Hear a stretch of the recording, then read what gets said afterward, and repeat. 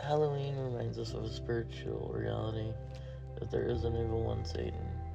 Scripture teaches the reality of Satan as much as it does the reality of God. The Bible provides insight into realities that transcend our observable world, giving us knowledge beyond the scope of empirical perception. The spiritual realm has a profound and often unseen impact on our lives.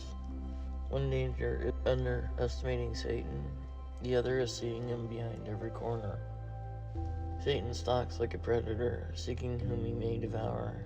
He's not just an impersonal, evil force like a tornado. He is a being capable of sin and deception. Nature does not sin. Only beings with free will do.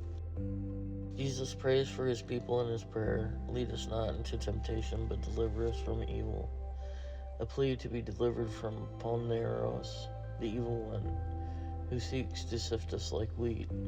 Scripture warns of the enemy's influence and his power to tempt. Just as he tempted Eve in the garden, our own desires can run unchecked, pushing us towards fleeting pursuits like greed and lust, leading to brokenness. When life becomes fractured, the evil one often steps in, offering solutions that lead us further astray. One can start with horoscopes thinking they're harmless, but soon you're addicted and can't get through the day without consulting them. You go to random people for advice, but many psychics are fake, telling you what you want to hear. There is, however, real demonic power behind some of them. Demons do not love or care for you, they want to harm you. Scripture warns that Satan masquerades as an angel of light, making our sinful desires appear enlightened or cool.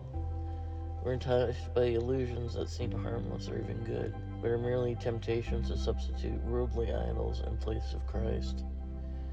The devil offers a counterfeit to Christ, an imitation that deceives through sophistication, eloquence, and even beauty. The temptation to replace Christ with other spiritual fixtures can be subtle, like when the evil one tempted Jesus to turn stones into bread, turn inanimate objects into food to meet his needs, instead of real relationship and connection with God and people, like drug and alcohol to meet our needs, to fill the holes in our heart. Doesn't seem like a big deal, but these substitutions can enslave us, binding us to things that promise fulfillment, but ultimately leave us empty. Through self-reflection and humility, we can recognize where pride or misplaced desires have taken root. Chasing after idols leaves us bound in an iron grip, deceived by temporary pleasures, rather than embracing real love.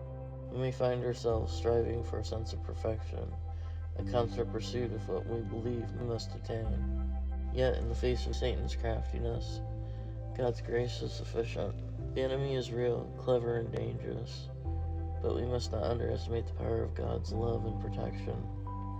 The spiritual battle is intense, but through faith, discernment, and dependence on Christ, we can overcome and stand firm against the schemes of the evil one.